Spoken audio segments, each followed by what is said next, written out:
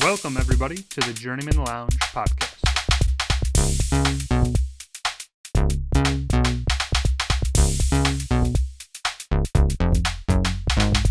You better be praying to God because, you're 14 in losses in a row. You're going to need Jesus. Am I wrong? I thought you were pretty wrong, yeah. Okay, well, welcome all of our fans to the Journeymen Lounge podcast. We got a special one today. I'm pretty fired up about this one here. Coming in hot. We got a good movie review, good album review. I think it's going to be pretty entertaining, but let's get into it. We're going to start with the NFL draft pick kind of review because last time we kind of skipped a week and the draft happened. Some thoughts. As I'm looking back through the footage, Ryan absolutely nails both picks. I was thinking that too, and it happened. Yeah. It's pretty great there. So, Yeah. Ryan, why don't you start it off? Bears picks for Dunze and couldn't have gone Williams. any better for them for the first round at least. Got Caleb Williams, which I've been saying wanted the whole season. And then even though we didn't, like early on, I know earlier pods I said Marvin Harrison would be great to pair up with him. Even though we didn't get him, we got a guy arguably as good, maybe as good or better potentially down the line in Rome Odunze. I mean, all three of them were pretty much ranked fairly close. So, if there was any other year, any one of them would have been the number one receiver taken off the board. So we got that type of guy at number 9. Quite a steal, I feel like, for the Bears. And I also like that we've been seeing lately, they've been going out together to games. Caleb Williams, Keenan Allen, and Rome Odunze were at a Sky game yesterday. They went to a Cubs game the other day. Like, I think it's cool that Caleb Williams already is coming in, bonding the team, bonding the offense. That camaraderie, yeah. Trying to get it going, taking things, seriously, having fun, but, it's a good thing, for your team wise, as long as it helps you perform better, get a better chemistry on the field, off the field. Also like that the Bears got offensive lineman later from Yale, I believe. He was supposed to be pretty decent. And then Kieran Amagaji, that pass rusher from Kansas in the 5th round, I think. Austin Booker, and then we got a punter in the 4th round. Apparently he's like one of the best punters who's been around. But like to me, drafting a punter is a fucking dime a dozen, is a fucking I guess, waste. Absolutely. Plus, if you're going to have a good offense, you don't plan on punting really much anyway, hopefully. I don't know. You could aside from the punter pick, I think it's like overall it's a great draft. Yeah. Well, your first 2 picks, that was all lined out, I think, for what it's worth. Maybe not Odunze, but definitely number 1. Well, yeah, I was going to say, when Odunze pick was up, I was in the grocery store. I was listening to it on my phone, and I was like, oh, shit. Like, Jared Verse is still sitting there. They said they might get him. Dallas Turner's still sitting there. They said they might get him. I wanted Odunze, so I was hoping.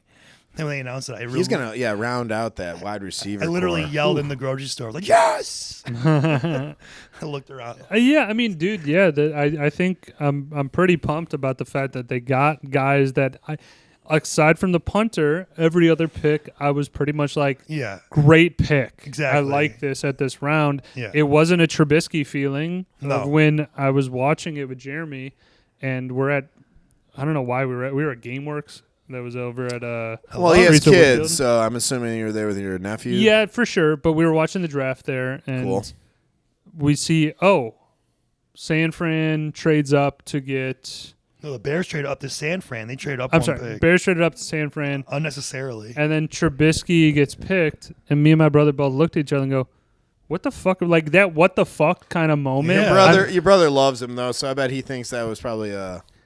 I don't know what necessary is move. Jeremy. I don't know what your He's a backup goddamn in Buffalo again. fixation is with him, but again, no what the fuck picks from the Bears, and I like that. Let's see what they do. Outside of the punter again. You know who was having a coronary? I was watching it with him live. Was Bronson? So shout out Bronson. Bronson will be on. Yeah, he'll be on And soon. I also, but I'm going to call it out. I got a giant hole in this shirt. that T-shirt is from like 2002. It's Yeah, gotta be. it's 20 years ago. Yeah, Schmedium. But I don't know what the fuck but this he was is. literally freaking out because like you saw him like mess around with his phone, like the quarterback pick of yours, Caleb, and like he's like, oh my god, the Bears are like. I was like, shut the just chill. Like the fact I think they went to time, made him nervous. It was the assumed pick. It was, yeah. Right. It would have been shocking if they didn't take him. I mean, again, we've talked about this. I've talked about this. Even if he turns out to be a bust, he doesn't pan out. You had to make this pick. Like, right on paper, all the grades, all the experts, most of his tape, is showing that this guy is far and above the guy you had to take. And because if he turns out to be anything, remotely good, and you didn't take him, it's another guy you passed on. You passed on, you didn't take Mahomes, you didn't take Deshaun Watson, even though you had all that shit with him later on. You didn't take C.J. Stroud. You could go on. Right, a lot of Bears quarterbacks that passed on that are now good or great Hall of Fame in the NFL. Eventually, you got to take a chance. So take a chance on me. All right, Bobby, we're gonna kick it over. I mean, you pretty much sufficiently explained the Bears. Oh yeah, I just wanted if we could. I was kicking Bobby for his draft. Are we going? Yeah, we're gonna go to the Packers. Okay, go ahead, Bobby. Yeah. So, just out of the gate, just the first couple of rounds, and I'm excited about this. But like I said, we were number 25 in the pick, or first round pick. We picked up Jordan Morgan, offensive tackle, Arizona. But what I'm seeing though in all these other rounds, so round 2, picking up a linebacker from Texas A&M.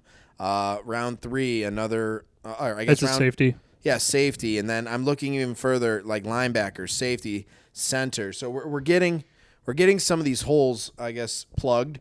That we could really use some talent and young talent to develop themselves, especially linebacker core. I wish we had a more consistent linebacker core, but for what it's worth, we still have our offense. We have Jacobs now. We have a few different running backs we picked up in the draft, but Jacobs, I pray, is our workhorse, and I hope that our wide receiver core, I mean, Watson was always kind of hurt throughout the year, but Reed and our tight end, for the life of me, I can't remember off the top of my head, but I'm hoping that we still have a decent offensive push. Luke Musgrave. Thank you. I mean, yeah, the Packers were surprisingly good last year After week 8. and no, they were just good overall because most people were not. I wrote them off at I think a lot of people though were like, Jordan Love has played all right, and then he's had a couple good games. I said it during the season, like he's starting to come around, played decent football, but it's really about that second year step of like, if he can still put it together, it doesn't fucking matter what you do on defense, even though I think the Packers did get some good pieces to maybe, and these guys got to play though. I mean, they got to come out and do something. No, they got to play, but none of them at 25 or passed in the first round. You're not going to be a superstar, I think, right out of the gate. One thing I'm excited about, we're one of the younger teams in the NFL now, I think, across the board. So, hopefully to keep our market cap low, but let's develop a team. I mean, hell, we went to the playoffs, but now that they have maybe that experience under their belt, you never know what they're up to. You never know what they're capable of. So I'm excited to see where that might go. I agree. I'm thinking, as much as it pains me to say, I'm thinking the Packers still are competing for the NFC North this year. I hope so. And it's also, though, more of the fact that I think Minnesota still doesn't really. No, Minnesota's going to be number 4. J.J. McCarthy. I have Sam Darnold. Mm-hmm. I just think that their quarterback position is such a glaring hole in an otherwise pretty talented team. Certainly at least a question mark. So I think it's Minnesota's still kind of top dog, at least for Detroit, right now. Dude, they're going to be hungry too. And then Bears, Packers are kind of fighting for the NFC North is now starting to look like an actual division. It flipped on its head pretty much. Yeah, I know, crazy. Yeah. How many wins do you think do you expect for the Bears? 10. I mean, I'm going to probably answer this a couple times because I am the Woj's Wagers is coming back. Oh, here we go. So I would probably set it at like 9 or something. So I will. I think I'll have a little Woj's Wagers session where we're going to do over-unders on wins, and then we'll lock them in. We'll lock them in, sure. And we'll review it at the end of the year. Time. But that'll be closer to the actual season, and we'll get a little bit more information. Yeah, I was quick draft thoughts. The Falcons drafting Michael Penix. Oh, my God. Did not see that coming. Why? And kind of odd. Dumb pick. Say the least. Everybody's saying this is the worst pick of the draft. I mean, I'm trying to understand it. I really am. I don't understand the logic. I don't think we should explore it. Doesn't make sense because you sign him, Kirk Cousins, which is 3 to 4 years of ridiculous amount of money. 4 or 5 year deal for $200 million or whatever. Something ungodly. And then he's coming off the Achilles. So in that sense, it makes sense to have some insurance. But Penix is injury prone too. However, Penix is injury prone, and he's already 24 years old. He's older quarterback. Yep. So if it was like J.J. McCarthy or someone younger, it would make more sense. Because then it's like, you can have him sit for a little bit, and learn. Yeah, everything about the pick is a question mark. Why would you do it? Why would you do it after signing somebody else? It's almost kind of like you're planning, we don't think Kirk Cousins is going to be good, but then why'd you give him all that money in that deal? It doesn't make sense. I mean, I think Atlanta is not. They're not run very well of like, I think it's very cyclical in the NFL. Do you think it's more of their office though, or I'm just thinking that I don't think that they're seeing the writing kind of the future kind of part of it, because like you selected Desmond Ridder and Desmond Ridder, and who was the wide receiver? Drake London. right? And they kind of like paired them together to be like, these are the next guys that are coming out. Drake London might be okay. But London still, but yeah. I'm just saying though is that you kind of like, it looks like they backed the wrong pony, which sets your team back. It's the same thing with the Bears. You make a wrong pick on that first round pick, it's going to hurt you in 3 years. It's maybe not going to hurt you right away, but then you have to commit to this guy for a couple of years. So again, that's also why I think the Penix move is again increasingly head scratching, because what are you thinking of a 20? So he's 24. So going to be 26 Be like or so. 27 or 28 by the time Kirk Cousins theoretically would be gone. Pass the baton, yeah. Right. It's like I said, if you got a guy who was like 20 or 21, it makes more sense. Absolutely. Maybe even 22 at most, but 24, he's already like he should already be playing. Like, I mean, it's just like, yeah, it's a real head scratcher for Atlanta. I hope you guys get 0 wins.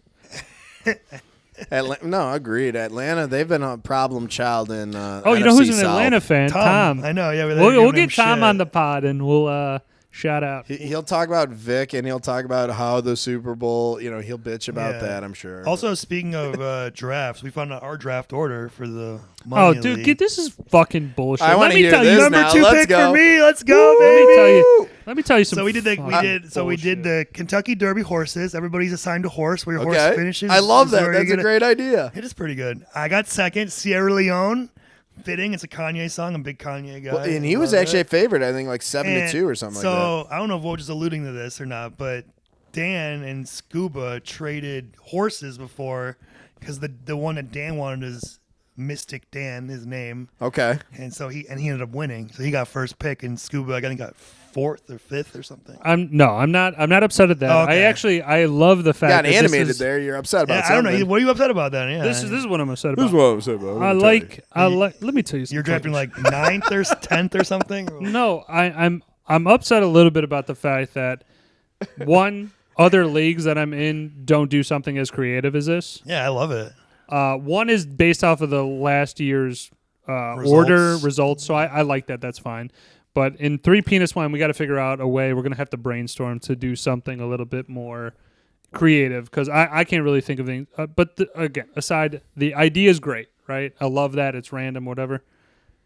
I'm getting the last odds. He was like 140 or 40 to 1. Who cares? Well, it was random. It is random, dude. But Technically. But why don't we cap it at like, hey, because there's 30 races, there's 20. Oh, you're saying we don't shoot out with the top 12? Top 12 results. of- We didn't do that. No, Oh, I 'cause I didn't got the second to I didn't know last that. or worst odds. Because And I looked at it after I bet a couple things, and I go, this motherfucker's the worst odds in the goddamn thing. I didn't know that. What pick did you end up getting? 11th. Hold He on, didn't- you're right around the turnaround, though. That's Yeah, the pretty turn's cool. good, though. I mean, I would rather, for me, I'd rather have the 12. you if either that's have the like a case.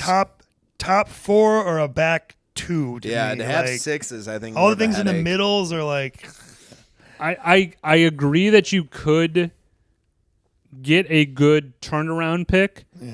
I think that there's so much more of a let's say a percentage of error of picking somebody that ends up, hey, this guy was great, but wide receiver 4 or something like that, or 3 or something. Like 11 I'm pretty solid on, but it's all on the turnaround. I won the draft having the 12th pick 2 years ago. I like having the back You won, to back. you won the league. The league, sorry, the Yeah. league. Yeah, the league. I get what That's you're I meant. And then I won it whatever years ago. I had the 10th pick. So having that 10 to 12 can be good. I know it can be good. I don't trust myself, I guess, more is what I'm talking I about guess to make a good one. Well, I would say the good thing is that you get to sit back and let the draft develop, and you just take the best available. You know what I can see him having like an emotional breakdown if the right pick was, let's just say, quarterback and running back. You'd be like, no, I need to get a wide receiver. I could see you doing more of a position play than the right play. Let's just say in this league, Woj has a funny history of picks, multiple picks. Oh my god! Boy. If I may go through, if I may, bring it up. He took LaShawn McCoy the one year, and he got cut like a couple weeks later. Like a week later, yeah. He took, was it Leonard Fournette? Leonard Fournette. And then he got cut as well. Or Leonard Fournette got He got cut, but then he got picked up by a team. Yeah. LaShawn McCoy was cut and didn't get picked thi- up by a team. This is I my picked Andrew Luck one year, so I feel you. This is my personal favorite. Auden Tate at the end of the draft. Who is that? I don't know. Let's ask him. He's a former Falcons receiver. No, he's a Bengals receiver. Bengals receiver. Sorry, maybe on a Falcon too. I don't know. Probably. Woj was high on him. He was like, "Dude, this guy." I thought it was a steal. this guy is. You're gonna see, man. You're gonna see. I love when people have that emotional attachment to a player like that, though. Also, That's fun. I said it at the time, and I'll say it again. Last year, you took Bryce Young for some reason, even though you had another quarterback, and you're like, Yeah, I was I hate fine guys with that that. stack quarterbacks. No, I'm gonna it's- put it out there. If you have more than 2 in a draft, you're a dick. I think it's There it is. okay depending no, on. it's not. It's never if you have okay. if you have a questionable first quarterback, you might want to have some insurance. But I feel like 2 quarterbacks. you had a good tops. quarterback last year. Yeah, it was. I don't remember who it was. You had I a was- good guy where like you didn't need that. I didn't think. Yeah, but whatever. I don't. No, I'm just care giving you beca- shit. No, It's no, no. just I'm fun. just saying though, is that He's like get- and I took Bri- that personally. Bryce Young, I take flyers on rookies. I think that's Yeah. just what I like to have a rookie because if he ends up turning out to be Oh, great, I then I'm get like- that. I would just do more of a. Well, I guess Oh, it yeah. means it's skill. it is Jaden still Reed skill. won me it. But so also, I get it. you're Bryce Young was definitely like a 13th round pick though, so it wasn't, or 12th. Or I something picked like up that. It wasn't Mostert anything in like crazy. the 10th I round. No feel one, like- no one I'll gave check Mostert it, any but- love. Whatever. Either way, Either way, it's fun. it's a great a time. good time. There might be some footage from this year's upcoming draft. We're We gonna got so we're many gonna kick champs it on around this here. side of the equation. Yeah, man. buddy, I've won a fantasy football championship, bud. I gotta say, I love sitting. My I help. love sitting at 2. I would. We were in the same vicinity. We're not going to get into it again. Sorry, Ryan. Go ahead. I was saying, I love sitting at 2. I prefer to have 2 over 1 because then it's like I feel like 1 there's a lot of pressure to take a certain player at the top, and not that I always abide by that, but just I don't know. You just I like sitting at 2. You let the first guy make the pick, and then you just take the best after that. Yeah, but once you hit like round 5 and 6, that's where No, it'll be headache, rough, yeah. but at least 2. I'm close to getting You're almost getting back to back you as know well. exactly what you're getting. It's either A or B, and it's So like, there's I can back. have out of these 3 guys, I'll be able to get one of them. Yep. I like. That's a good feeling. I like that. We will go over draft strategy as we kind of It's a get little early, by the closer way. I just thought that I to should it. mention that. But again, we just had the draft, so we wanted to do a little Yeah, recap. sure. Yeah. I'm going to mention maybe like 4 or 5 sentences about the NBA, and that's all I want to mention about That's it. fair. All right. Not having a discussion. Let's if you guys run want to jump in, cool. The NBA officiating is an absolute fucking joke. I heard know most sports is it's always a qualm with the officiating. They don't get it right. They do whatever. But I think other sports are starting to put in stuff where it actually makes sense to replay, review, make the right call. I like that sports are doing this, but they can't review a non-call. And the NBA in the game 2 of Minnesota, Denver. that That was a blowout, anyways. But no, offense. it was atrocious, man. There should have been multiple technicals thrown out at a lot of times. The inconsistency was just all Yes. over the fucking place. Like, there's guys yelling in the ref's face. There's guys throwing heat packets and shit like that onto the floor. No kidding. I it's missed like- that part. There's just things that you can do as an NBA ref. They don't do it. And then there was a stretch where they just didn't call a foul on Minnesota. They play great D, don't get me wrong, but Yeah, no, you can't unsee a guy's head getting smacked in the face, and you're just like, no. There was no some call. physicality there. No, I get it. But you're right. They've kind of balked at doing the right thing. But I'll just say this: Anthony Edwards, Minnesota. Holy smokes, My guy. dude! If he's not a shadow of MJ and Kobe, and that's early to say this, but my goodness, I love his attitude. He's out there. He's not trying to make friends, which I love. He's Love like, it. So I'm a it's fan. a breath of fresh Yeah, air. I think we're all Anthony Edwards fans Mamba here. mentality. Man. I definitely agree with a lot of other analysts like Shaquille O'Neal, and not that fat fuck Charles. You give Barkley. no love to Barkley, man. I hope That he guy's a watches fuck- this. I hope our first Oh, ex yeah. post. Charles Barkley is the man. You All right, bite your yeah, let's tongue. make that our first Twitter post. Charles Okay. Barkley, please respond. Okay, No, Charles. Charles, Chuck. I got your back, Chuck. Yeah. Shaq, you're all right, but Dude, Charles, you're all right. Way better, Charles. Oh, easy now. Let's. I mean, let me say they both make the show great together. yeah, the other analysts, no offense. But if I'm power ranking them, power ranking. Shaq's gonna be probably dead last. It's all good. Oh, It's all right. We're not getting into the inside the NBA or we're dropping TNT them Sports on Twitter. We're half, definitely whatever the having them fuck. respond. All I gotta say, Ben, is again, I just wanted to mention it real quick. It's been real rough. I do like that there's a shining bright spot right now, though. New York Knicks Jalen Brunson. are playing out of their fucking gourd right now. Love it. And I like it. I like a team that's, I like seeing Tibbs succeed. rising to I like the prominence here. movement. They're getting everyone involved. They're pressing the court. They're good passing, good shooting. Yeah. No, they're a I great like team. I like Great team. I guess the speed of their play. Now, do they make mistakes? Sure. Do they allow, certain, plays to kind of fall apart? But Right. It's they recover quickly, and I love seeing that. for sure. It's definitely a changing of the guard, I guess, is what I'm still I'm happy Well, about. I'd like to see younger teams. Pretty get up. sure whoever wins is definitely gonna be playing Boston, most likely. I mean, You would think so. I give the Knicks a chance. I give OKC. I think the West is a little wide open. I mean, except for Denver, I think they're kind of dead in the water here. But Minnesota, I think would get real. I see Minnesota taking it. I'm just saying. I know you're just talking about the Eastern Conference, but I'm just saying whoever Eastern puts up, Western is just so much stronger. Most likely. as overall. The most likely, yes, I agree. All right. All right. So, like I said, I just wanted to bitch about that real quick because I was pissing my pants. I did win a nice little 120, doll hair bet there on the Which OKC. game? OKC. All right. Yeah, Woj's wagers. OKC and the Mavericks, and guys got the exact points that I needed. You're one of those guys that barely hit I was the mark. I was love it. so stoked because I was like, oh my god, they took him I'm out. excited for you. You All got right. it. All right, so let's get into the album review. Yep. So Bobby, your choice this week, and then I got the teaser for the Yeah, next I went time. with heavy metal. I went with Metallica, 1986, Master of Puppets. There's only 8 tracks on this album, but granted, I think They're pretty long. They're longer 6 tracks. to 8 Like minutes. the actual song Master of Puppets is 8 minutes. Yep.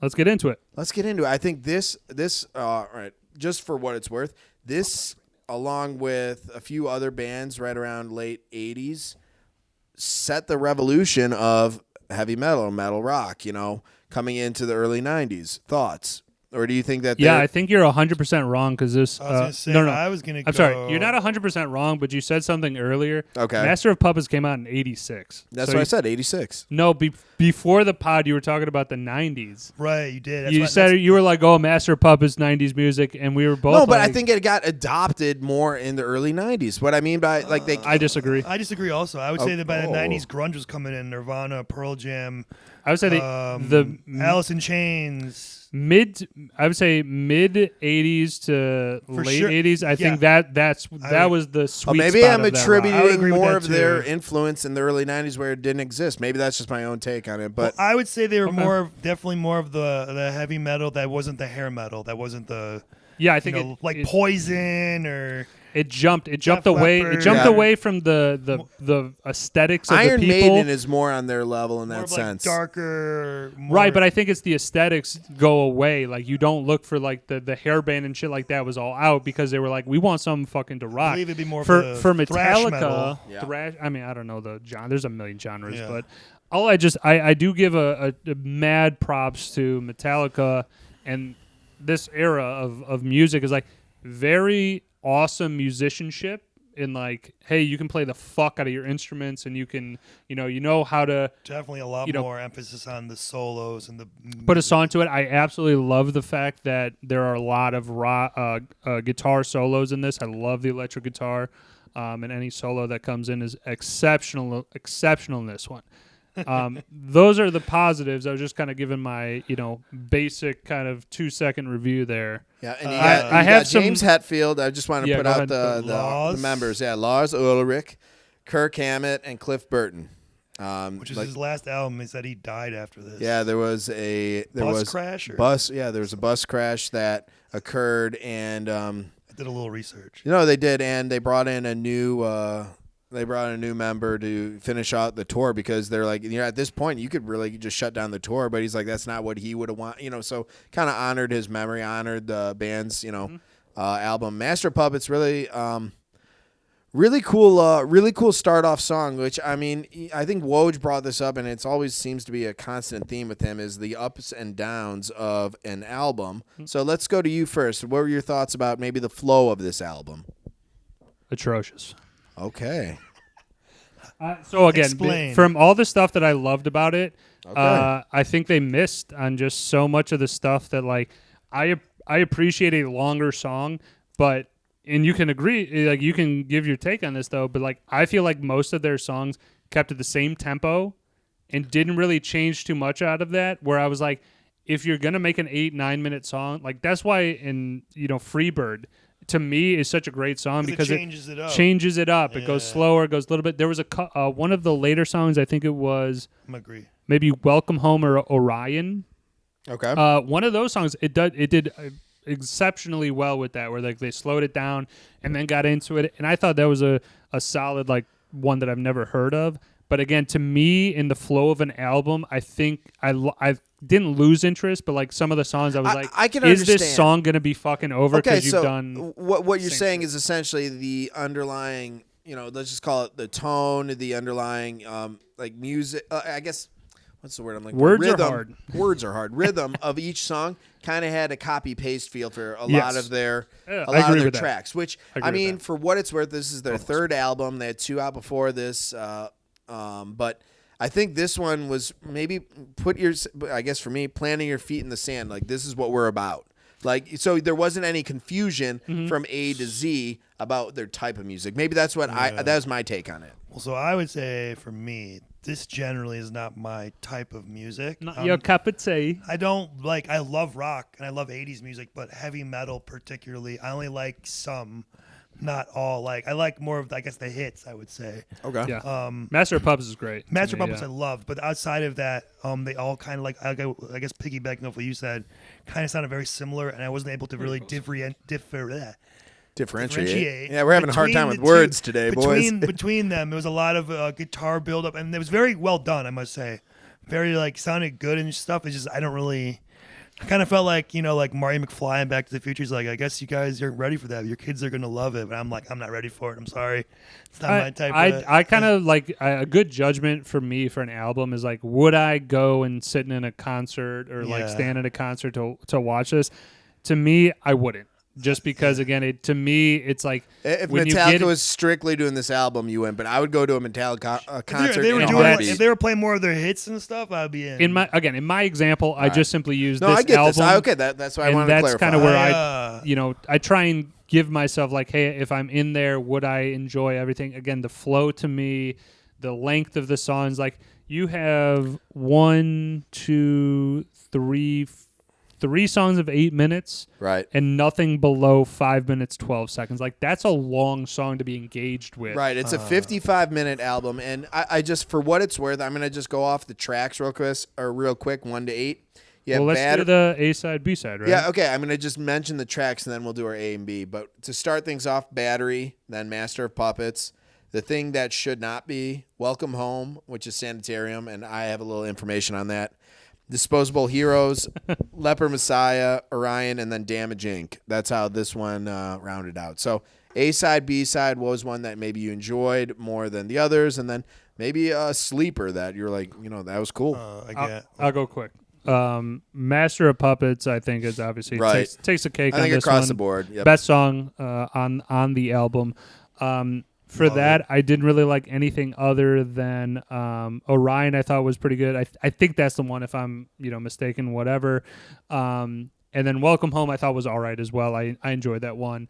I'm The glad you one mentioned that, yeah. I'm again with the flow of the album though is like Damage Inc. Yeah. To finish it off, I was like, that's not the one I would envision. I'm just Okay, saying, no, that's fair. my- That's not the one you'd close on. All right, Ryan. Ryan, go ahead. Master of Puppets again, like you said, love it. It reminds me of both Old School, the movie when they're kidnapping the recruits and they're playing that. I fucking love it. And of course, if you haven't seen it, Stranger Things, the last season, Yeah. plays a big role in that final episode. It's great. Love that. Love it. Love it. that TV great, show. Great Go see song it. choice. Outside of that, I don't know. I like the first one kind of. What was the first one? Battery comes out I slamming. like Battery, but again, like I said, this isn't my type of music really, so I feel like I'm not the wrong person to maybe judge this music, But I think it's very technically well done, like the instruments and Well, again, guitar riffs and the guitar riffs solos. and it's Oh very my. crisp and very good. It's just, again, it goes Right, on it's- for a while, and if you like that sort of thing, then you'll fucking love this. But Yeah, it's also your opinion, though. Again, No, it's that's what I'm you're saying. not judging whatever. I know. It's just, I just want to say, know. like, I'm sure this is like a classic album for many people, but for me, maybe not so much. I mean, again, not my genre either. Yeah. Go ahead. No, it's all right. Now, for me, the Welcome Home, the Sanitarium song, that snapped. I mean, I'm going to just say Master of Puppets just because it has to be said. Yeah. But one of the one that really caught me off guard, because, like you said, it has that kind of feel. It has the same type of tempo, rhythm. But Leper Messiah, that had... I think it had a rise and a fall, and it was built different, and I really enjoyed that track. I might have switched up Orion and Leper Messiah. It might be that one. Because there was it didn't have it didn't have the same feel as some of the other ones, but it was high tempo. High tempo. But I mean, it's rock. I guess anyone who ever worked out, I guarantee you throw any of this shit on, you're putting up new personal bests for sure. Yeah, no, again, I mean, Bobby, I like that we're kind of, again, we're going into different areas. We're not just doing like, hey, 90s, early 90s to early. Yeah, we're mixing it up. I enjoy it. 2000s. Now, one little tidbit, One Flew Over the Cuckoo's Nest with Jack Nicholas. Did I get that? Nicholson, sorry. Not the Golden Bear. Not the Golden Bear, sorry. Welcome Home Sanatorium was based on a little bit of that movie. Interesting. That's a good movie. Great movie, and then... you have to like that type of shit. Right. So it kind of makes sense. And then Disposable Heroes, and if you listen to just the underlying the underlying tones, lyrics, whatever, a lot of this is like it's drug related, where it's like the dependency, Master of Puppets. Mm-hmm. Hey, you're addicted to drug. I'm running the show here, and even their album art kind of shows that I'm pulling all the strings. So I mean, they got to be. The album art is sick, I will say. They got to be edgy as shit, though. If you're gonna be a metal band, yeah, no, you gotta come with it, right? Especially with the name Metallica. If you're not, you're not bringing some heavy, guitar solos. I will say, too, I respect how during that time they stuck to their guns and like did their own thing, like have like their own heavy metal, not like the hair metal stuff, like, right? Which was very popular at the time, like Whitesnake, Poison, and all those, Rat, or whatever. Which I actually like some of that stuff. I don't. Those are great ballads, but it's its own thing. I like how they were like, no, we're gonna be more heavy, do more of our own shit. Throughout Rat, and this was filmed or not filmed. pull. This was recorded in Europe too. It wasn't recorded in the U.S. This album. Yeah. Okay. Yeah, just interesting. They came to L.A. They didn't like the setup because they wanted more a cavernous, literally setup feel. So it had different types of, I'm not a musician here, but different types of, just sound banging off of things. Bobby, or is Metallica like your favorite 80s metal band? Or I would have to agree. I really enjoyed this album, and believe it or not, my cat enjoyed it. So we were listening to the album together, and Addie was just fucking vibing to it. So I don't know. I really enjoy it. Like I said, I worked out a bunch when I was in high school, and I mean, you have your heavier stuff on, and but you also have DMX and some other stuff that bring you to the next level. Yeah, for me, the only like really like heavy, and it's not even heavy metal, it'd be more like hair metal again. That I have Molly Crew. I have their Molly Crew is incredible too. I like Molly Crew. Molly Crew is a great band. Or Kiss. Kiss. I mean, I'm not sure if you'd label them in the same. I mean, in the 80s, they eventually did do kind of some stuff like that, but they were already more established, I would say. But they're metal. They're 70s. They're different type of metal, though, I guess. Yeah. I wouldn't put them on the same periodic table like of their the own same thing. element. Yeah. Yeah, so I mean, again, we could just name bands for the rest of the time. Bands. So, but, a lot of those. We'll I put think, a bow on this. Well, I think a lot of those we'll get to eventually. Because we're only 10 albums in or something like that. I know. I always like to push the envelope. I'm more of the culturally I diverse like how of this. okay. You keep us honest. He keeps us honest. He keeps us honest. We sprayed all fields. Like it's good to have that. I know you guys always like to pick the safe bet, but it's okay. That's not. No. I would say always. That's I would not say. true. I would say I stay true to myself and what I'm like and what I know. I go with. more I will tell you guys this, and then I will tease my next movie. I had to have a passion for it. All right, hold on. Here we go. The movie tease. So, here we go. no, music. Oh, music teacher. Oh. Did I say movie? Sorry about that. But all I'm going to say though is that I'm not going to pick an album that I've not listened to or familiar with the group or something like so that. you picked the Eagles for only like a 4-year stint. But. Same for me with movies. It's the fucking album, Bobby. Is greatest hits, dickhole. Hey, it meant something to him though. Right. I think if it Like I said, you go by what you know and what means something. That's what I do. I And everything is opinion. I'm just saying though, is I'm going off of stuff that I like, and then I'm going to tell you if I like it or I don't. You gotta be passionate about it. I agree. So all right, here we go. I'm going to go with Drum roll. the Beatles' Abbey Road. Fuck Okay, yeah. all right. So we're gonna. I'm more of a take it. Rolling Fucking love Stones the guy, Beatles. but I love gotta the respect the Beatles. Beatles. I yeah. love the Beatles. I think it's one of those albums that we're gonna. I think everybody will have a way of feeling about it, but Sure. I don't. I would also say this. I don't think many people are gonna say fuck the Beatles. No, not in this Yeah, album. Fucking This love album the was Beatles. All right, so that was the album review. I'm excited. The Beatles Abbey Road coming at you next time, and then coming up, the highly anticipated Major League movie review. there. It is. We are gonna get fucking wild in the next. Oh, I can't 30 wait. seconds. So I'm stoked. tune in. All right, Let's do it. stay tuned. Drink a beer. Come on, Nix. For Christ's sake. Hell yeah.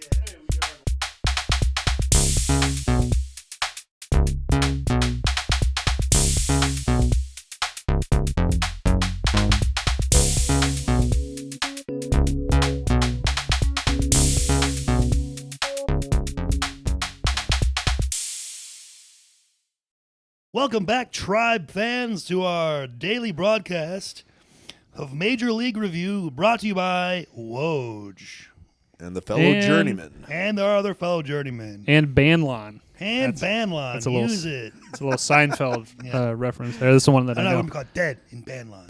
So, welcome back, Journeymen Lounge podcast listeners. We got a good one here. I've been jazzed up right now since the beginning. We got Major League. I'll put a little graphic right there of the movie. It came out in '89. It was directed by, I believe, the man's David S. name, Ward. David S. Ward. Also wrote it, I think, too. And good on you, David S. Ward. You really This is a hit it out of the classic, hit it out of yes. the park with this one. But yeah, let's get into it. 89 is a little bit before my time. I mean, before all of our times, kind of. Whoa, speak for yourself. Okay. I mean, you were Yeah, no, you guys we were infants. you guys were one I though. was born. So tell me when you guys actually started watching Major League, because it is a R-rated comedy. I'm sure my dad showed this to me. He didn't. My dad, God bless his heart, did not care about Content, If it was art, he would just like, Ryan, this is a good movie. Yes. This is an important movie. You need to watch this. Like, Very, very good. Yeah. it didn't matter. It was like, this is a classic. Watch Major League. Watch Ferris Bueller. Watch whatever. Like, he definitely helped me set the tone for my taste in movies and appreciation for them, for sure. And so I don't know. I was probably, I could be 8, 9, 10. Certainly a kid. Probably younger than I should have been because it's rated R. But always loved it. Always thought it was fucking hilarious. Probably the best sports comedy. It's definitely it's a It's up there. conversation. Oh, It's up there for yeah, sure. It is fun. I think for me, I watched it probably in my early teenage years when it was on TV. Like a pickup on. Oh, yeah, I definitely seen it on TV too. The edited shit's funny, by the way. I must mention when they do like. Oh, I know. The Roger Dorn thing. Strike this guy out. Me and my brother still always say that to each other. It's funny. But I think I picked it up when it was on TV, and then I actually went and saw like the movie itself, like rented it or something like that, full through. But incredible movie.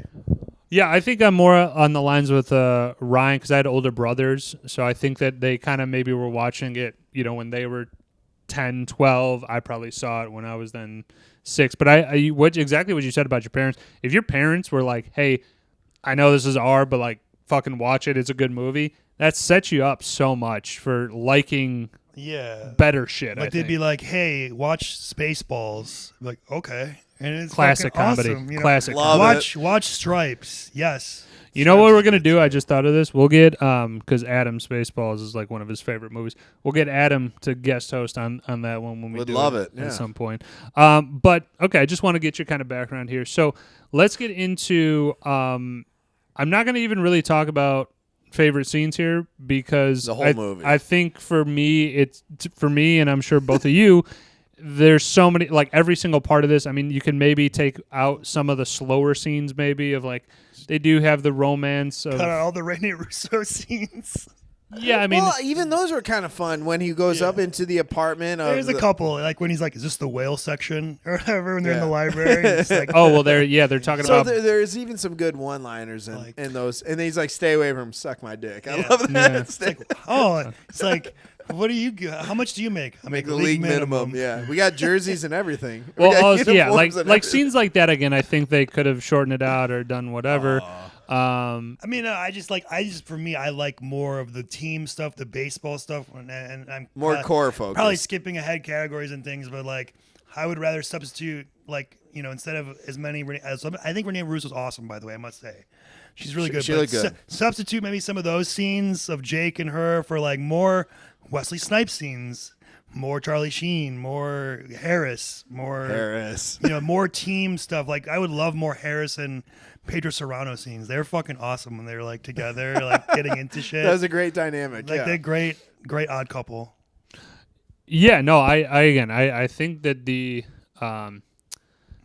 some of the scenes they weren't crucial to it, but I still enjoyed it. As I was telling Bobby beforehand, like I still enjoyed the movie kind of overall. Oh no, for sure. So that I do like the scenes. Like I think it's like a good romance kind of also built into that, where it's like it's not taking away so much. They didn't go too crazy on it. Yeah. But it's also part of it so that he's like there's another reason for him to come back. I just skipped way over it, the initial synopsis. So my bad. I'm pretty jazzed up here. Walk us through this one.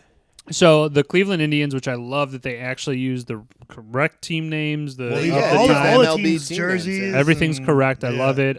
So the Cleveland Indians, the owner passes away. His showgirl widow is like going 30. to want to move the team to Miami because she gets a sweet perk package. They're going to build a new stadium. She gets a mansion, all this stuff. Yeah. And it's only if the attendance falls below 800,000 for the whole year. It's 162 games. Quick math, I don't have it, but that's 20,000, less than 20,000.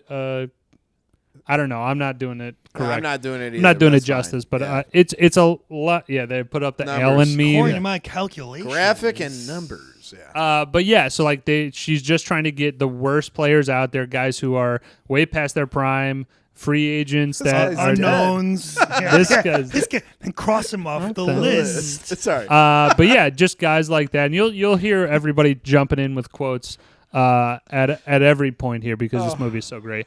But that's just the synopsis.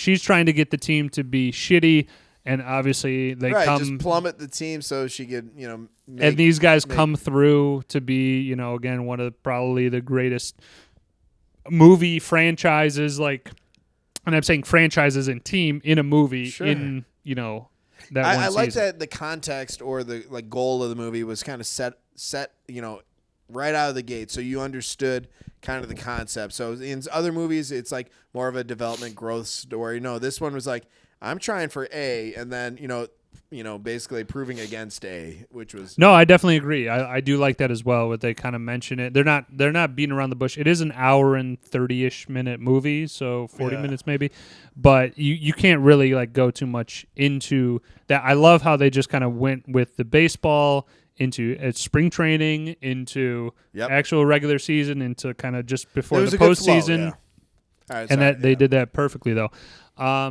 So let's jump over to cast. Who is a cast member that you could have used with more? I know you just said a little bit about the Dennis Haysbert. Are we going to talk about scenes or no? We'll get to scenes. We'll get there. I think we should just. Okay, well, let's do scenes then. Fine, do scenes. And I mean, he's eager. No, Ryan's eager. That's fine. Go with scenes. scenes. We were talking about it, right? Sure, let's run it.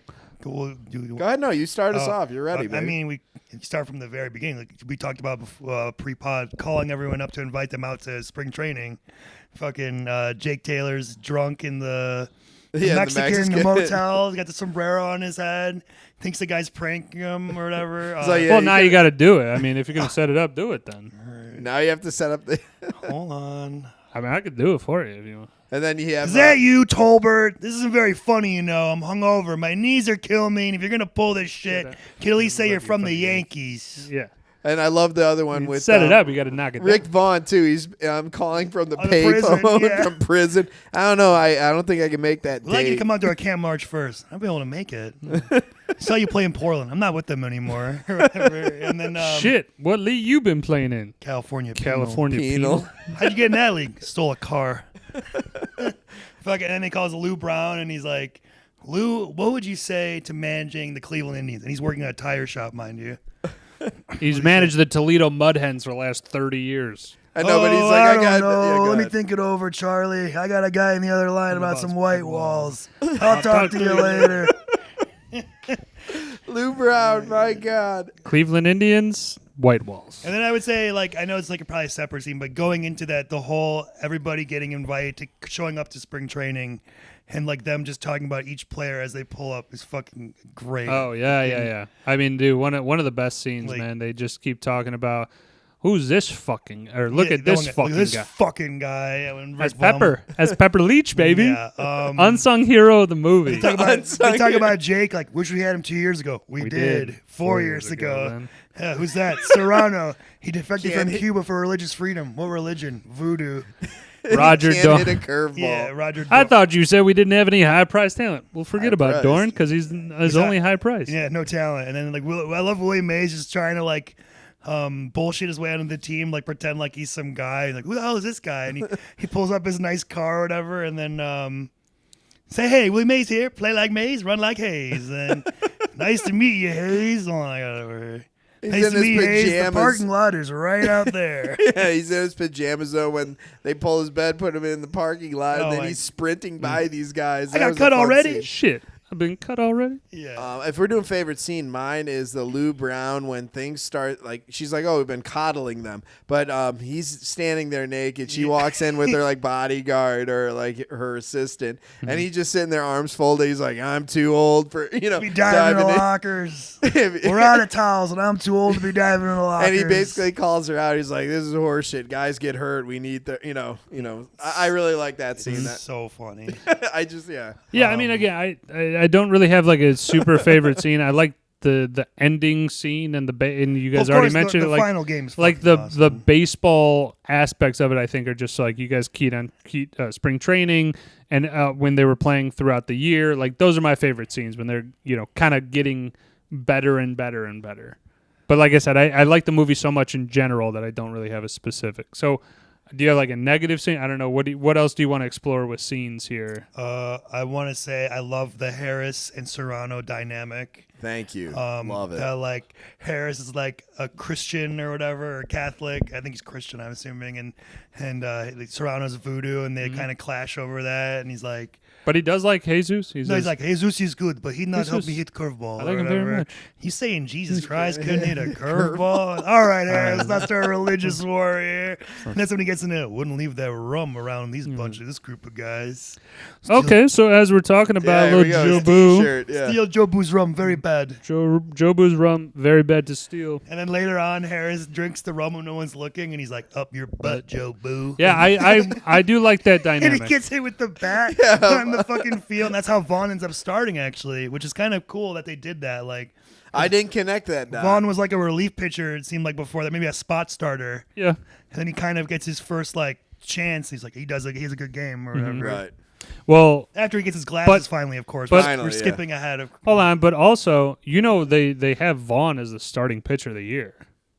Well, not to, but if you recall in the first game, he came in relief for that He guy. did, and then like But, like, until he got his glasses. That's right. He No, was- no, that's Thank right. God he's out of here or whatever. No. I was mistaken. Yeah, you're right. He's got the does, velocity. I mean, we didn't He see does got- get subbed in though. He does not start the We game. didn't see every game, but I would assume what we saw, he started off as a reliever and a spot starter if you need somebody to scratch a guy or But whatever. they were nervous about his performance because Right. His he's got the accuracy- the velocity, the No control. control. He goes, I love that when he hits the metal, batter, and Oh his my head God. goes ping. I'll give off. anybody $5 if you know what that sign says that he breaks. I just noticed it the first time in the last No, tell What, us. the wooden sign, right? wooden sign that he breaks. I don't know. You wouldn't guess in a million years. Nah, On a baseball let's hear field, it says no pepper. Yes. Okay. I mean, maybe pepper that game. I don't know. I don't know. Can I say it before it too? During that scene when he's like, "All right, Vaughn, they tell us you're a pitcher. You're just sure not much of a dresser. We wear caps and sleeveless level, son. Understood." That's so fucking. And he's also funny. thrown he throws the ball and he goes, "You better teach this kid some control before he You kills gotta somebody." kill somebody. Lou And Brown. then it's Yeah, because also, he was dialing it up to like mid '90s. also yeah. that scene's when he gets on door and don't give me his old lady bullshit. Oh. He's like, "Come on." He's like, "I don't want to play." Like I've in my I'm not taking one off the eye like last year. No, he was saying about he was Those are talking my about his contract. I don't Z- do calisthenics. No. In the scene that you're talking about, he's talking about is like, me and my agent has some things lined up after baseball. Yeah, that was a- If you think I'm going to take one in the Jeopardize my face, future, jeopardize yeah. my Yeah. future. Yeah. That was when Jake calls him out. You're right. Yeah. I mixed them. But then he's like, and then he pulls out his contract and shows Lou, and he's like, "What do you think of that?" And he fucking pisses on it. It's so good. I mean, Lou Brown doesn't take no I shit. was like, "Can we just?" Well, obviously, I think we can agree. Lou Brown's our Brown favorite actor. He's the best person in this movie. I would say easily best quotes, hands He down. makes hands down. not only does he have the best quotes, he makes the movie believable. believable. too. He seems like a real manager, like a real dude who would be a manager. Yeah, like, that's James Gammon. yeah. That guy. And at the It's time, fucking I great. believe, if I recall correctly, he's only like 48 years old, but he seems like He's got one of those grizzled Yeah. faces. Yeah. Gravelly voice too. It's like he was in a I fight with a gotta say, bear. like 90% of my quotes are from him. Yeah. I love it. Like all his fucking quotes are so good. Like in the first game, William Mays Hayes catches the ball pass because I was like, "Great catch, Hayes! Don't ever fucking do it again." Yeah. I was thinking of that exact one. Yeah. Yeah, Lou Brown gives it all the great quotes. I mean, I like some Willie Mays Hayes in there. I mean, we might as well just keep going on the quote train there. Go ahead, quote train. I mean, Willie Mays Hayes with the shit. I've been cut already. Yeah. That's good. But then also, like, even when he's meeting the guy, he's like, "Hey, how you doing? How you doing, my man?" It's like He's such a weird, he's like uppity thing. I hope you guys watching later. I plan to put on a hitting display. Yeah. Like he's so cocky, but like it's just it works for him. Taking my first step toward the Hall of Fame. Bullshit. Trying to. He's also like, yeah, it's hard to do that with your shoes tied. Sorry. Digress. I would also though, to me, like one of the Charlie Sheen in this movie, dude, He goes makes the movie. goes Yeah, Wild Thing. absolutely bonkers Can we though. just With say that Charlie Sheen, he looks like a legitimate athlete, like a pitcher, like he could really pitch. yeah, I'll can give I? him that. He has an athletic And build. Sorry, from the research, I was gonna say, Yeah, go no, go. I was like, from the The research Estevez that I family, know, yep. he actually was hitting, I think, like in the 80s on the gun, and they, when he pitched in the movie, they moved it up to 50 feet instead of 60, so it make his pitches look even faster. Even He was hitting 80s. Wow, that's, I think so. I that's believe throwing he bullets. said he could have played in like college or something or high school. I'd but give he- him that, but he yeah. got kicked out because of like behavior or something. And I think I also read a research that he took steroids for this movie to pitch faster. Interesting. So that's fucking Charlie Sheen. Get on man. them roids, baby. Yeah. Well, he Charlie loves Sheen, drugs. Dynamic actor. Love it. No, but like you're right in that. Like again, Charlie Sheen and Lou Brown, they kind of carry the movie. I would just also say though that Charlie Sheen is like, dude, in just so many different instances, like in the restaurant in the first one, and Yes. That looked like he goes, "Hey, that's my wife," and Wesley Snipes like, "Oh, does she know that?" Does she know- And then Charlie Sheen just does You want me to great. go He out just there and looks over. beat He the goes, shit out of him. "Let me take him out of here. Kick drag this shit out." Drag him out of here. Kick the shit out of him. Yeah. And then he's like wearing the tie. He's like, I look like a banker. Yeah. But I mean, Then like, chili there's dogs that, and then at I a mean, French restaurant. again, even into the when he gets fake cut though. I mean, to me that's one of my favorite lines love of a it. movie When of Dorn all fucks time. with him. I like that throws dynamic too. the ball at Lou Brown's locker. I'm gonna stick it to you every time and shove this ball up your fucking ass. No, but you got to do it. You got to do it justice, All right, man. well, sorry. you got to do it Go justice. ahead, do it, man. I got news for you, Mr. Brown. Yeah, yeah. You haven't heard the last of me. You may think I'm shit now, but someday you're gonna be sorry that you cut me. I'm gonna catch on somewhere else, and every time that a pitch against you, I'm gonna stick it up your fucking ass. Well, that's good. I like that kind of attitude. There's only one problem, son. I didn't cut coach. you. I think someone's having a little bit of fun with you. Dude, Oh then my he God, I've fights Dorn after that. I've been transported. Thank you. My God, that was great. And Dorn, yeah. I mean, you gotta love that dynamic too. You guys talk about Harris and Serrano, but those two. Yeah. I'm a fan of Dorn, man. Bro, Dorn's awesome. I Dorn- like Everyone Dorn. gives in it. Dorn shit. I mean, Dorn's great. the guy clearly was a star at some point, but yeah, his theatrics and his I love when whatever you want to call it, his Yeah. ambiance that he puts around himself. I mean, dude, it's somebody that like he's supposed to kind of be a heelish guy, but I love the dynamic though that they put with like they have rookies and they have old veterans that aren't doing shit in their career. Right, there's one or the other. That's And about but it's also the perfect amount. Like I love that it's just like, hey, these guys are mentors that like teach them like, hey, this is how fucking baseball is played. I was gonna say what you're saying. Like everybody's role in the movie and on the team is very good. Like Believable, too. Lou Brown's like the grizzled minor league manager who's finally getting his chance. Willie Mays Hayes is this guy off the street who's just a speedster, kind of learning on the fly. Rick Vaughn, the Wild Thing, like Serrano as the kind of Dominican guy, whatever, Cuban or whatever he is. And like Harris is the veteran pitcher who's got to cheat with all the Crisco and all the shit. And Dorn is the overpriced third baseman, and Jake Taylor, the guy who's trying to just have one more shot at glory. One last day in the sun. And a good, I think you said this on the during the pod or before the pod. Good him and Vaughn have a good relationship as like a mentor-mentee, bringing him into the team, to the league, trying to, watch out for him kind of thing. And it works really well, too, for the second movie when he becomes the manager. It makes sense. And I think Woj pointed to this, and I would agree. Tom Berenger, a great actor, but in this one, it's great to see him as almost the peacekeeper, like you said, I guess mentor. But this is definitely Tom Berenger's like prime too in like his acting. Right. Yeah, late 80s, early 90s. Like he was able to fade back to allow other people the screen time, and it worked. That's all. He wasn't like Mr. Demanding. 80%. I got to be on the. I think it's just more of the fact that like he plays that character very well. Like, hey, you're your knees are shot. You should have retired. Like Rene Russo just like cuts him down. He's like, your knees are shot. You should have retired 2 years ago. It's like, God damn, dude. He kills the scene too when he visits Dorn after he tanked the ball in the 9th inning of the one game. Join me in the solarium. It's like, if you ever take another play like you did today, I'm gonna cut your nuts off and stuff them on your fucking throat. Coffee? Yeah. And his wife walks in coffee. All right, Bobby. I mean, Bobby said something outlandish that I have to bring up. You had said that Rene Russo, who plays Lynn Wells in this, the main, it's her first movie, by the way. Tom Berenger's girlfriend when he romance partner. Sure. And then we have Suzanne Dorn, played by Stacey Carroll, who is Dorn's retired after acting after this, pretty much. So, but I mean, that's Dorn's wife in it, and the plot point is that Dorn's wife sleeps with... She tried to play that vixen though in it. So that's, all right. I'm just explaining simply, Bobby, ahead. that's what happened in the movie. She sleeps with Vaughn. That's why Dorn hates Vaughn.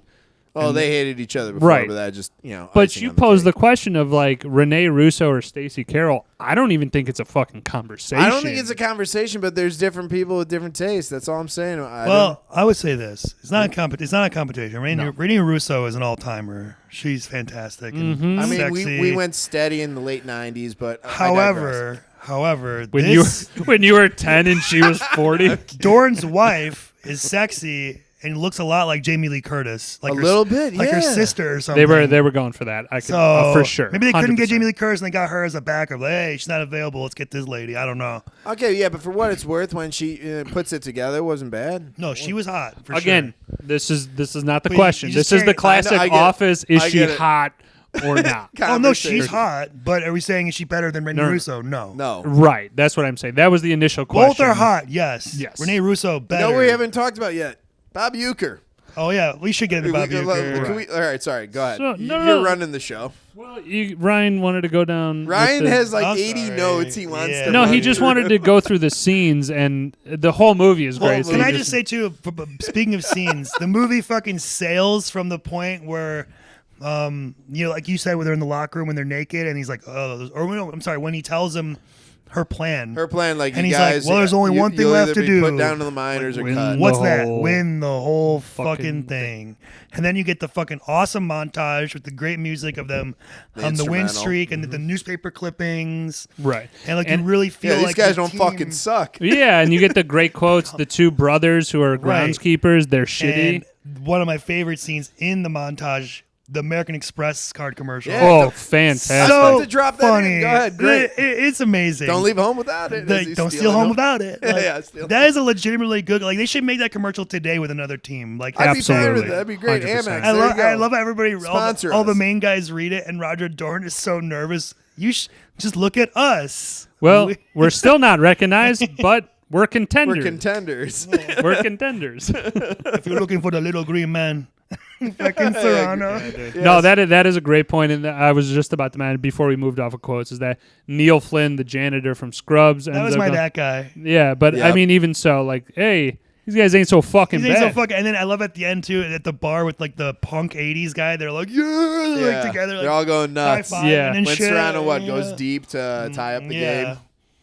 All right, so let's move into Sir Bobenstein Uecker as his formal name. Bob Uecker.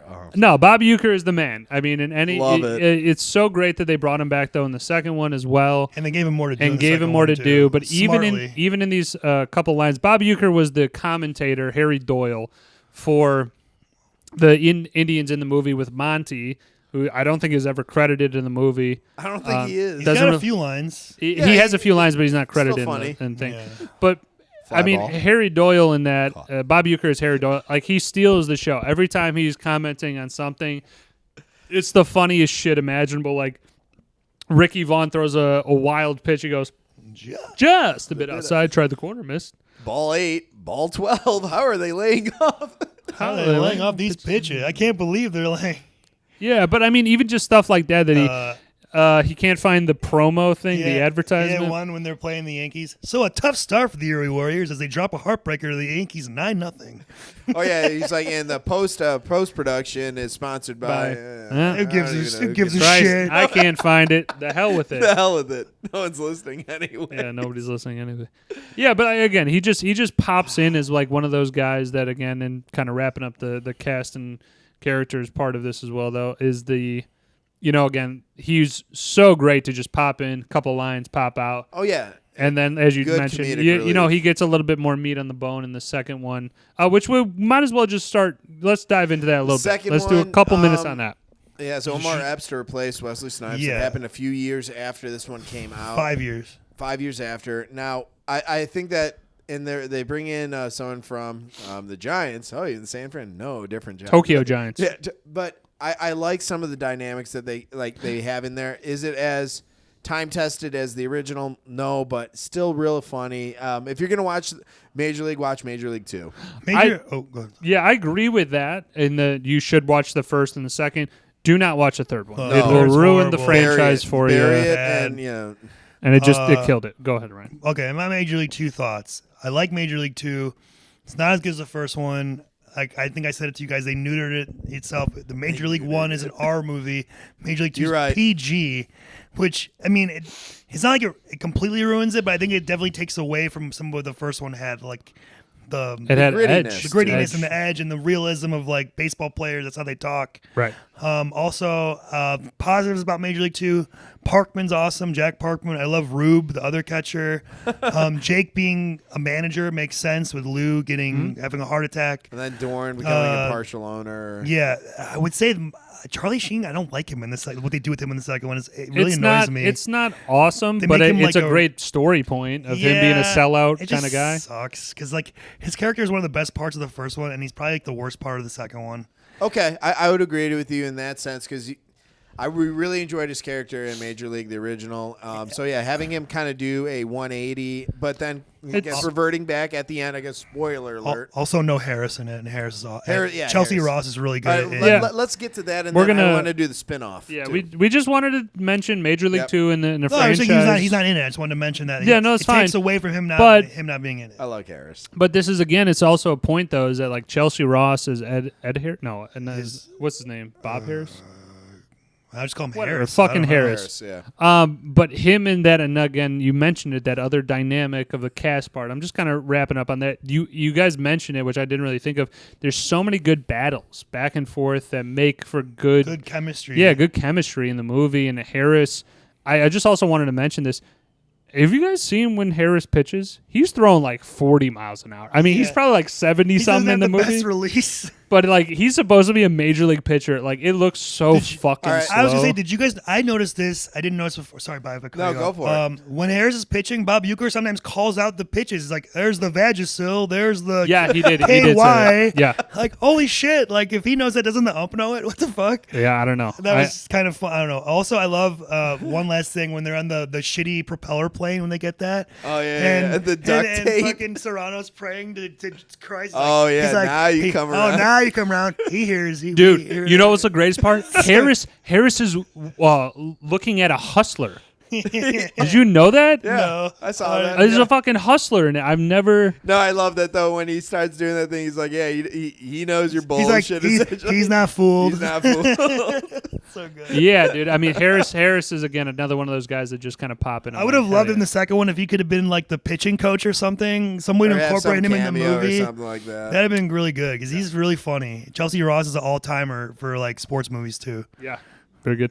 All right, so let's move on to let's do a couple of let's say flaws of the movie or things that you didn't like. I'll start. Pick some nitpicks. Yeah, I'm just saying in just general terms of like yeah, I don't want to improve. I don't want to harp on it too much, but I just like I wish they could have done a little bit better with dubbing because there's a couple times that you clearly see the person and he like then you hear the audio and like that guy. The is guy in insane. center field, who's with the TP people. Is this too high or whatever? Yeah. Oh, that's such a great. I can't believe we fucking didn't mention Too that. high. Too Too high. high. What is Who that? gives a shit? It's gone. That's good. And he's like, the trajectory of the ball was high. That's the part that's The like, fans, who gives yeah, a shit? those It's three gone. fans were Yeah. funny. It's dubbed. But I'm just also saying it's like those type of things that like the dubbing was off. And I just didn't. I wish I was like, if you could just make it a little less, I would have loved it just that much more. But that's really my only flaw. Okay, I have a list here. Real quick, Bobby, I'll be you quick go, though. yeah. Love the fact that Randy Newman was kind of a inspiration and the song. We'll talk about the songs in Okay, a I didn't second. know We're, if that was, we're gonna get to I it. didn't know if we were on a time crunch, but anyway. No. I just flaws. my pick on this would be, like I said, I wish there was a little bit more character development or more of the back and forth with some of the antics with within the team because the love interest of Tom Berenger and what's her name Renee Russo, that's cool, and they help him out. They have it it's cool seeing Charlie Sheen and everyone kind of kick in to give them their thoughts. All right, we'll just tailor. Like all these.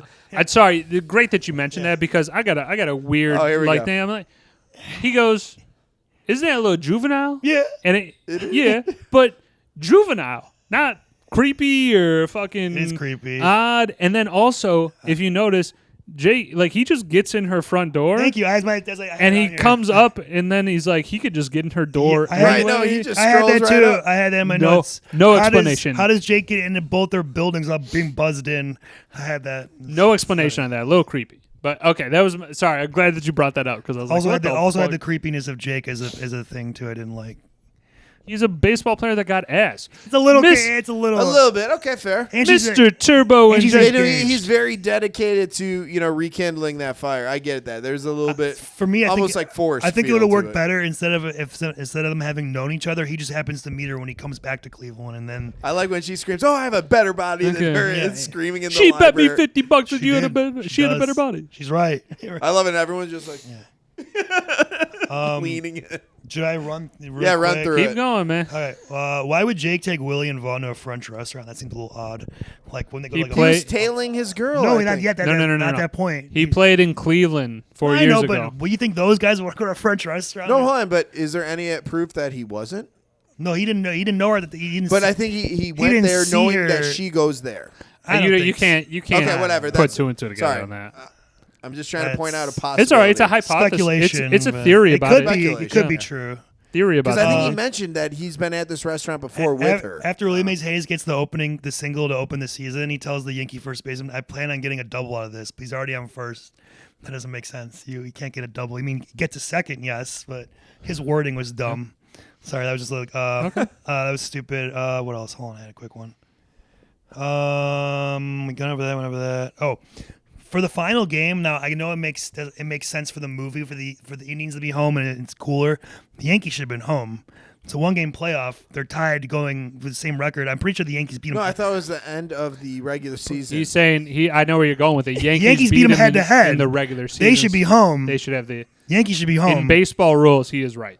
He should have the home advantage. Yankees should have But the You're home right. advantage. for the movie, Fair. it's like you get the home stadium and you get Rene Russo and the crowd. Quad and Graphics it's, was identified. It's in fucking this movie. awesome. Anyone else pick that up? That's a company that I don't think exists anymore, but they're part of. Okay. I'm And sure then- many of these companies. Other don't than that, exist. I just wanted more Wesley Snipes and Charlie Sheen. Yes. And also they had that brief scene of Charlie Sheen and Jake living together. I would have liked more of them at their place together. We didn't get that. Yeah. You're right. It was just like, oh, she slept over and it's Dorn's wife, and it's like, I swear I didn't know. I didn't even know they were living together. Right. That was kind of a drop in. It's like, oh, they should like him, Willie Mays, and Vaughn should all. They should have more scenes of them together at their place, like bonding, fucking talking about baseball. Like that was one of my also spinoffs. It's like the whole thing with them. Okay, like, you're getting ahead, man. I know, I'm just saying. I like how excited he is, though. This is like I get it, but I'm just saying you keep.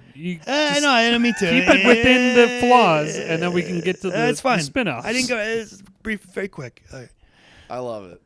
Was that all the flaws? That's it. Yeah, I mean, that's pretty. We covered the other You ones. dampened his spirits here. I'm sorry. No, You it's totally fine. did. I'm just saying those are like the next couple of things I was going to get to is the spin-offs. All right, let's go. Go ahead, You're man. jumping the bones here. And Well, led into it fucking- perfectly. It's a segue.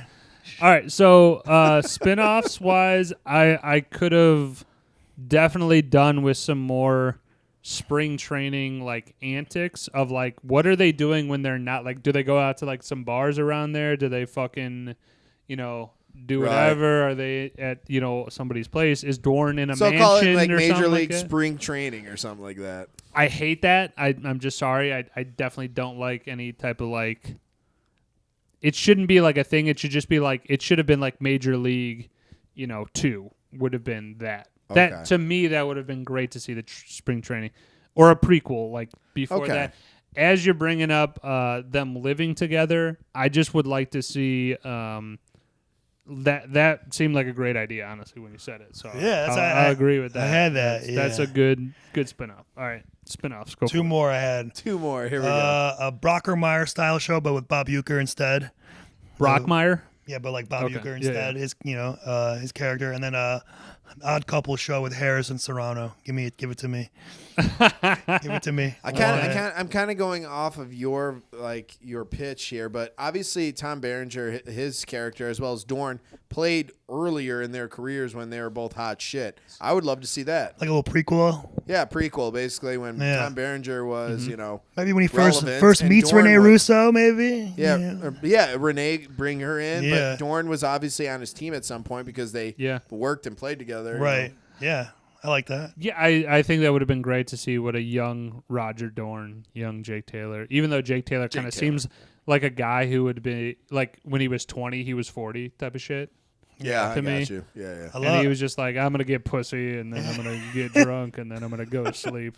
And then guess what? I'm going to wake I up love and do Jake it again. Taylor's 80s look with the sport coat and jeans. Dude, Fucking I'm not gonna lie, man. That's That great, man. that I might hope be it comes back. That might be my Halloween Fucking costume. I was baller. thinking about that. During, white coat and the fucking light blue jeans. dude. White White was out of here. white sneakers, and he's got. Dude, that looked good. What was he that? A fastball? Yeah, he does the Slider? walk off Slider or the curve. imaginary baseball in the park. That's great. All right, spinoffs are good. Yeah. Okay, let's go a little bit into. Let's see what we can talk about here because I like this movie so much, but the baseball like actual playing part of it. Okay, yeah. I think that they do such a good job though of like if you're seeing the play on the field, like you got Bob Uecker's commentary goes along with the play. Yeah. And it's like it works together very well. I like when movies do When that things well. sync up, yeah. But like, do you guys have some other movies that you would just say, just real quick, like what other movies do the sport or the action very well? I kind of got another one in the chamber. Okay. What do Like you guys any want? sport or baseball? Yeah, any sport movie. What does the sport very well? Friday Night Lights. The movie. The movie. The movie was great. I definitely Show's agree good with too, that. but the movie I'm talking about specifically, Coach Carter. It's pretty good basketball. Blue Chips. Great basketball scenes. Dude, solid fucking You're just, pull. you're just knocking about. All right. Not in the traditional sport, Trying to think but of other not in the traditional sport. But I was going to go Cool Runnings. Cool Runnings. They do very well of like how the timing works and okay, you did this and it gets through there. I think I was gonna go with Talladega Nights for the funny part, Talladega because Nights. they do call it out. Like, all right, No, but it's great. It lines up. Yeah, it It's not does. like in my reference for this is always The Replacements. I love The Replacements. One But of my favorite love movies. The Replacements. But you can clearly see Madden and Pat Summerall's commentary is the exact same repeated, and they show Yeah, it's different like- different plays of plays that don't exist. Like it'll show the end zone one show. Yeah, you're right about and then it'll that. be Yes.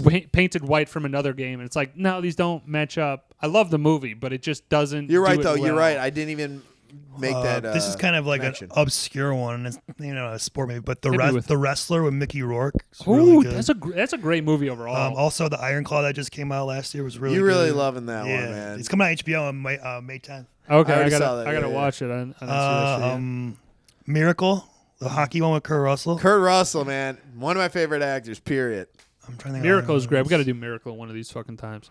That's a pretty good list. I mean, Tombstone. No, Ryan, you rattled off a I think I bunch, already did dude. that one. Yeah. Our movie aficionado here. All right, so I'll give you guys one final quote off. You know, if you got anything still in the chamber that you're Jesus Yeah. Christ, words are hard. Champing at the bit. Itching to get out. There you go.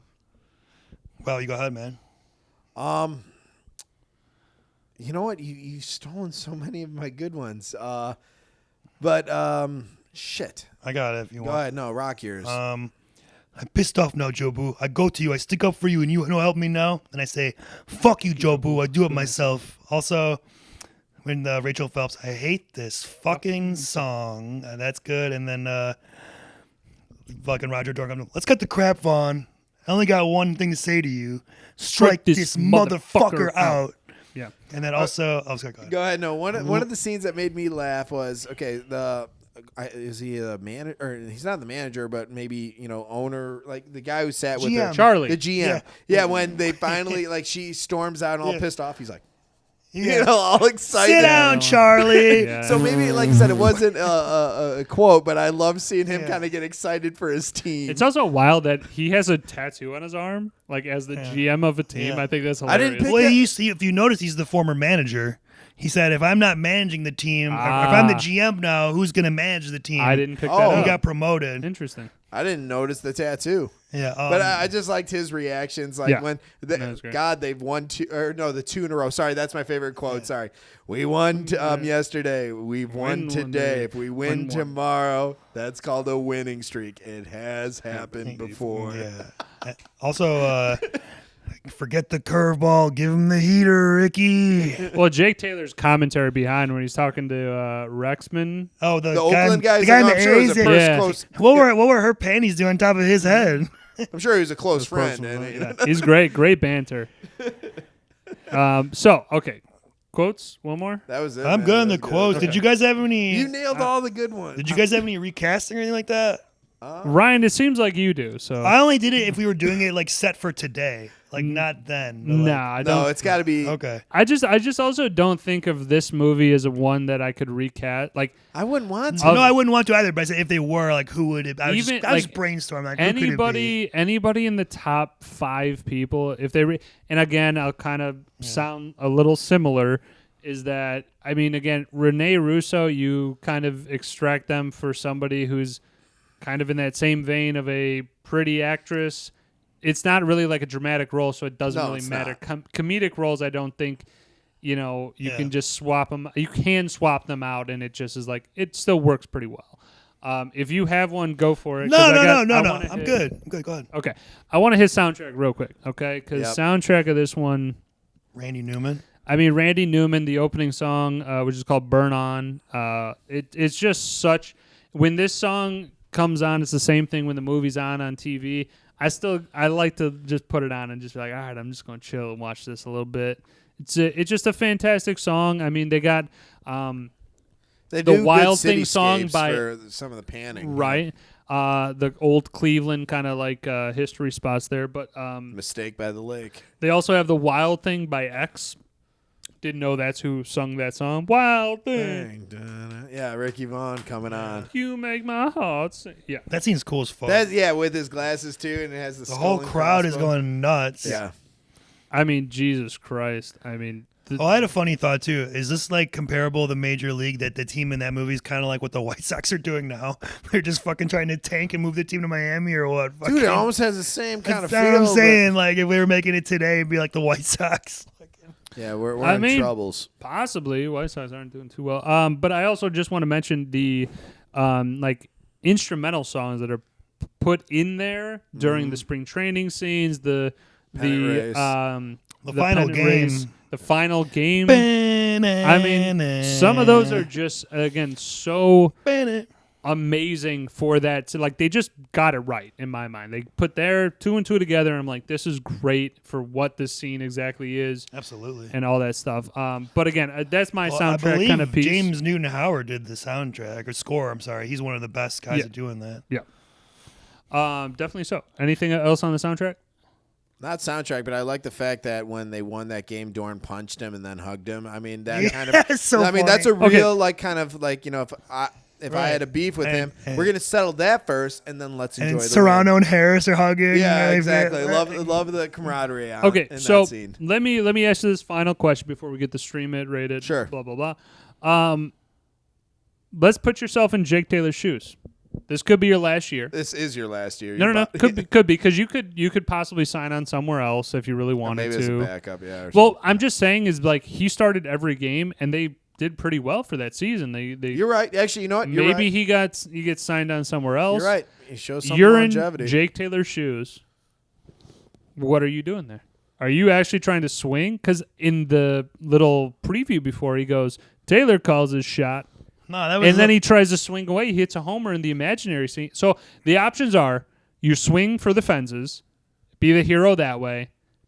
I mean, the most improbable play. He lays down a bunt. I'm sorry. Willie Swans, Mays yeah, Hayes is towards third. stealing second at the time, then rounds third, goes home when he's called stealing sixth. third, and then that bun happens. Stealing third, I'm sorry. correct. Is your question what was his intention or what would I do? What would you do? Okay. You're I would supplanted do the into same thing Jake Because either. the Taylor. intention was definitely that was the whole plan. Obviously, it Right. seemed like to get the guy push the Yeah, infield back. if I saw a guy calling his shot going deep as Yeah. an infielder, guess what? I'm not going to be as Right. quick.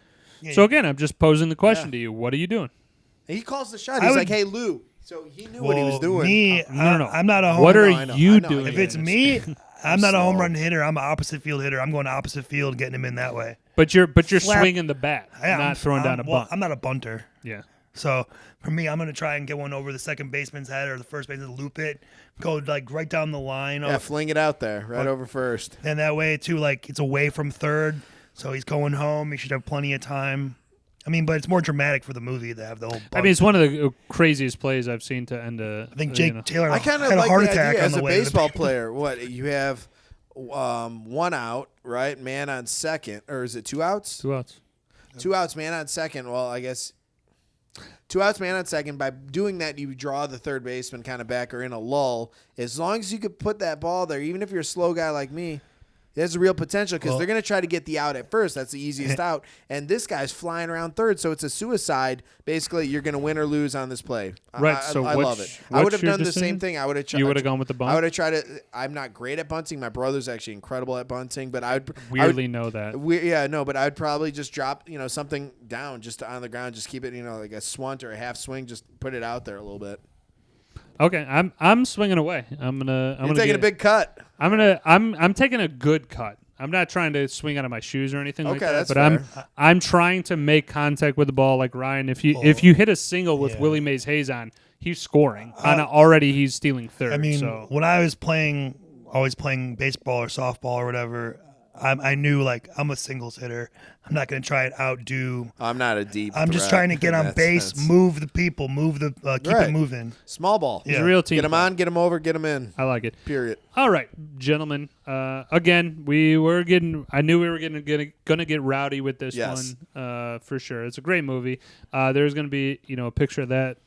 Special The Wild Thing I edition, mean, it's which has an beautiful. alternate ending, by the way. Get out of here. What's the It's a alternate? weird ending? ending. No, don't say it. I want to watch it after this. Okay, you don't want me to say it? Okay, No, we're don't say gonna anything. mention it. This is what we're gonna do. We're gonna mention it on the next pod. We're gonna give Okay, our fine. quick I want to watch it reactions here, though. of the I'm major glad they league. didn't go with it. Okay. Okay, we're gonna watch that. We're gonna give you guys our review after that. But now is the time for the grading of the film as well as your rent it, stream it, own it. Right.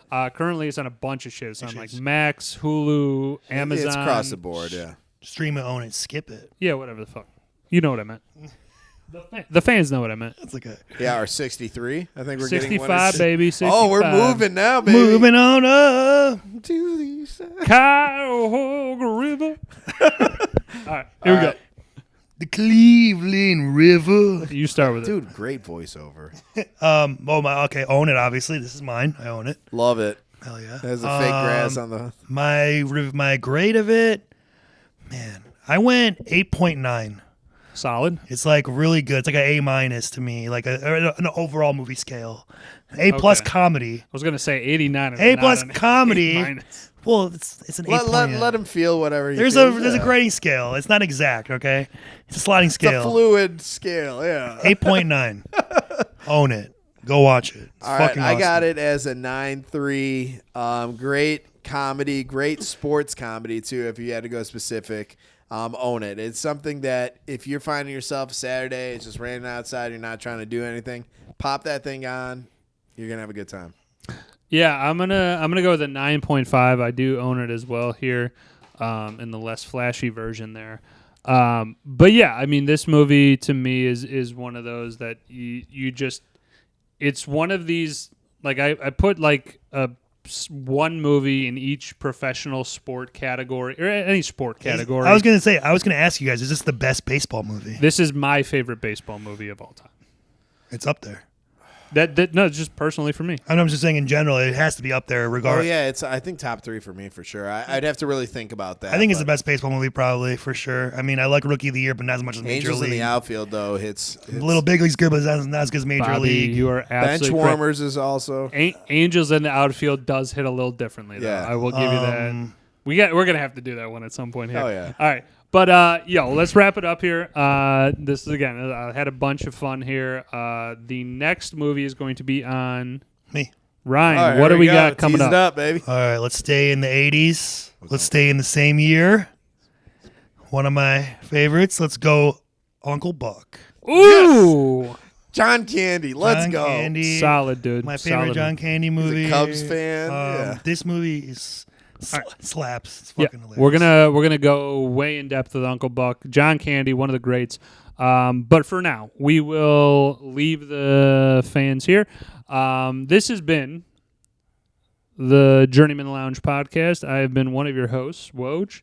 We have I'm Ryan. in the Space Jam shirt and I got Bobby on the end. with the floral shirt, looking good over there, Bob.